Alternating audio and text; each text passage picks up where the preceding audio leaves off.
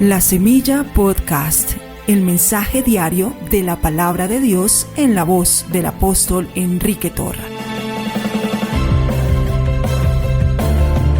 Porque con el corazón se cree para justicia y con la boca se confiesa para salvación. Romanos 10:10.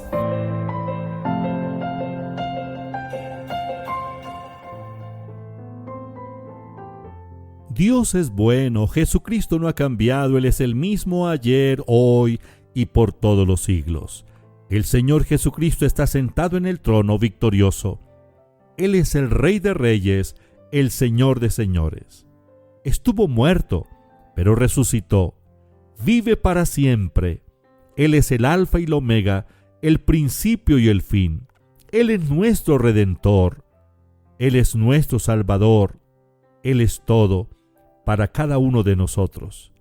Desde el momento que creímos en Él, que lo aceptamos como nuestro único y suficiente Salvador, como el nuevo Señor de nuestra vida, ese día, en ese instante que dimos ese paso de fe y arrepentimiento, todo cambió en nosotros. Fuimos trasladados del reino de las tinieblas al reino del amado Hijo, al reino del amor.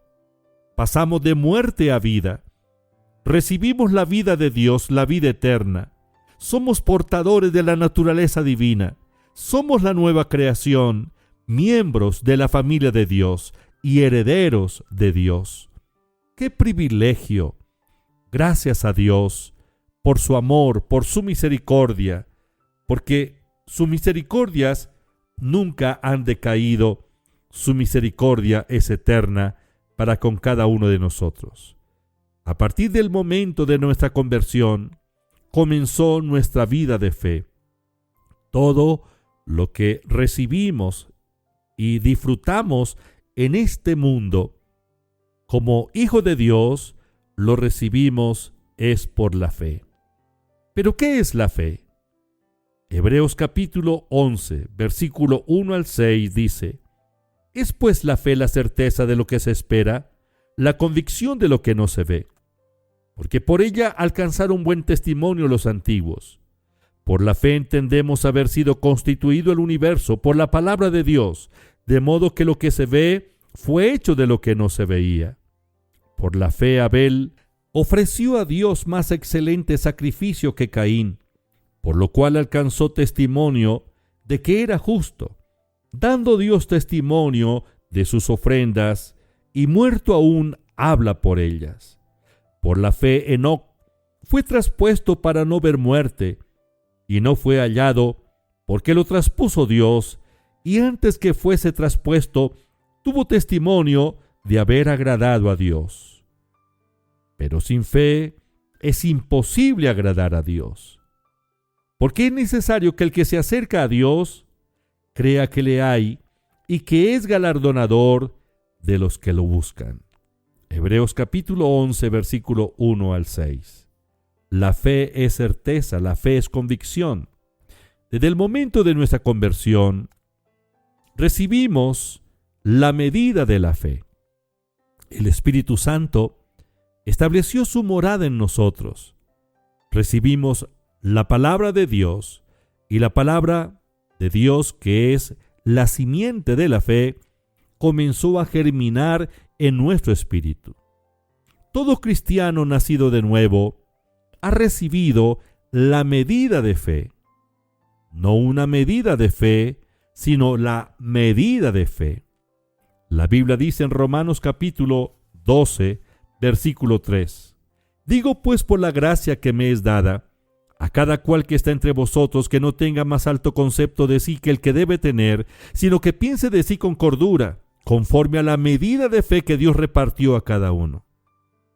Lo que hagamos con la medida de fe después de la salvación depende de nosotros, porque así se determinará si creemos o no creemos, si actuamos con base en la palabra de Dios o dudamos la palabra de Dios, dudamos de la palabra de Dios.